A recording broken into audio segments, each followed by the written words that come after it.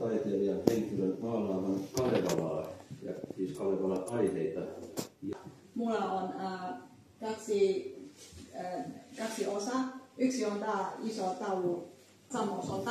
Se oli aikaisemmin korona-aikana mä tehnyt Kalevalan tarinasta, eli tämä kuva.